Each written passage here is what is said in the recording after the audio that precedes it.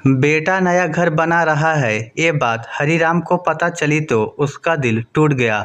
वह पत्नी बिमला से बोला, तुम्हारा बेटा चुपके चुपके नया घर बना रहा है। 4 पैसे कमाने लगा तो अपना घोंसला बनाने लगा। अब शायद जल्दी ही फुर हो जाएगा। हरिराम की पत्नी बोली, अच्छी बात है जी, इस छोटे से घर में हमारी पूरी जिंदगी गुजर गई।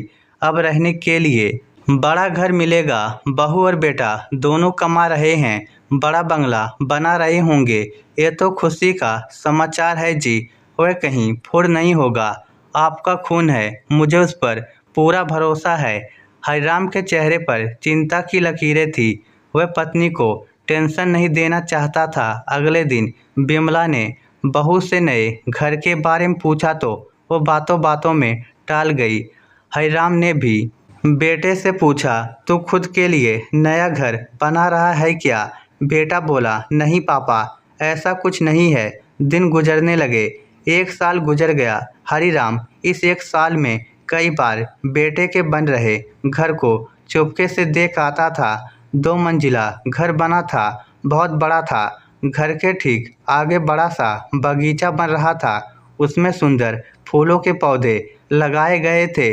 एक छोटा सा स्विमिंग पूल भी बनाया गया था। हरिराम का सपना था कि बड़ा सा घर हो, उसमें सुंदर सा बगीचा हो, एक छोटा सा स्विमिंग पूल हो। मगर हरिराम अपनी खुद की जिंदगी में ऐसा घर नहीं बना पाया। 5 बहनों की शादी, एक बेटे और 2 बेटियों को पढ़ाना, फिर उनकी शादी, बस यही जिम्मेदारियां पूरी कर पाया था। आज बेटे का घर देखकर उसकी आंखों में पानी आ गया था। जब घर पूरी तरह बनकर तैयार हो गया तब बेटे ने गृह प्रवेश का दिन फिक्स कर दिया। गृह प्रवेश वाले दिन हरिराम और उसकी पत्नी को लेने एक गाड़ी आई। दोनों उसमें बैठकर बेटे के घर की तरफ रवाना हुए। जैसे ही गाड़ी घर के सामने रुकी तब हरिराम की नज़र घर के गेट पर लगी नेम प्लेट पर गई। उस पर लिखा था हरिराम विला। दरवाजे के दोनों सिरों को मिलाता हुआ एक बड़ा सा कपड़े का बैनर लगा था जिस पर लिखा था पापा के सपनों का घर।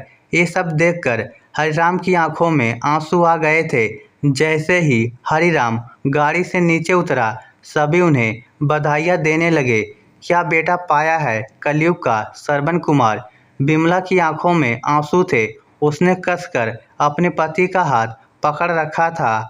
जब लोग बधाई दे रहे थे तब बिमला पति का हाथ जोर से दबा देती थी, यह जताने के लिए कि बेटे पर शक क्यों किया। पति पत्नी अंदर पहुंचे तो देखा बेटा बहू पंडित जी के साथ मंत्रणा कर रहे थे। उन दोनों को देखकर बेटा और बहू उनके पैरों में झुक गए। दोनों बेटियां और 5 बहनें भी आई हुई थी। हरिराम ने बेटे को भुजाओं में पकड़कर सीने से लगा लिया।